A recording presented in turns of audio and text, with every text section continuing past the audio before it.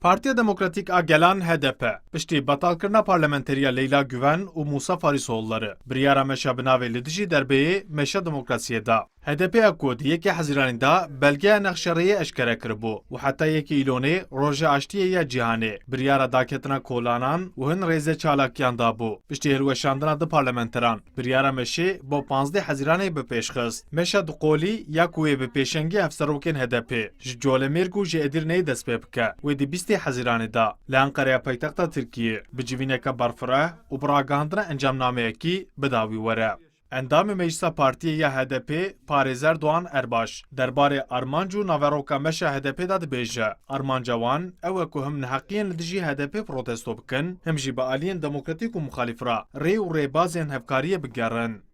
Mücadele programımız çerçevesinde darbeye karşı demokrasi yürüyüşünü. Meşamaç bu maf dat azadî û bo hevkarî aliyên demokratîk û muxalif bangekê ye. Meşamayê meşekî duvdirêj nebe. Bes li nav bajar wê wekîl, hevşaredar û rêveberên me bimeşin. Wekî din wê bosayî de navmeş bê temam kirin. Koma ewil wê ji Colemêrgê dest meşê bike. Li wan Amet û Çukurovayê raweste. Koma din jî wê jê Edirneyê berê xwe bide Stenbolê. Dirê de wê her du kom bi saziyên sivîl û demokratîk, rûspî û kesayetên serbixwe re civîn û hevdîtinan pêk bîne. Wê nûner û komên ku ji hev teremên Tirkiye bi rê ve dikevin, li Enqereyê bigihîjin hev. Rêveberê HDP Doğan Erbaş derbarê karvedanê meşa HDP û bertek û nerazîbûnên ji CHP û ji partiyê iqtidarê AK Partiê de jî dibêje. Armanca desthilatdar û medya nêzê wê krîminalîzekirina meşa HDP ye. Erbaş destnîşan dike. Wê meşa wan di çarçoveya rê û rêbazên demokratîk û sivîl da be. Wê ew ê tedbîrên hewce yên pandemiyê jî bigirin.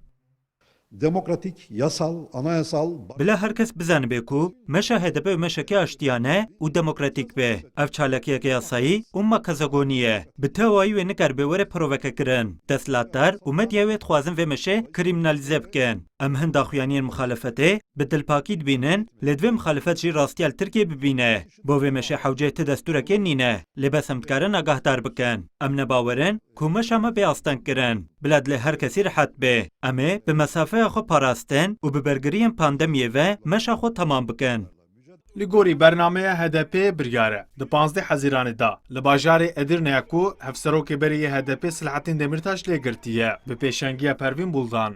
û li bajarê Colemêrga ku hevseroka KCD Leyla Güven lê hatibû hilbijartin bi pêşengiya Mithat Sancar di saetiyekî nîvro da bi daxuyaniyeke hevdem li dijî derbeyê Meşa Demokrasiyê dest pê bike. Ömer Sönmez, Kurdistan 24, Ankara.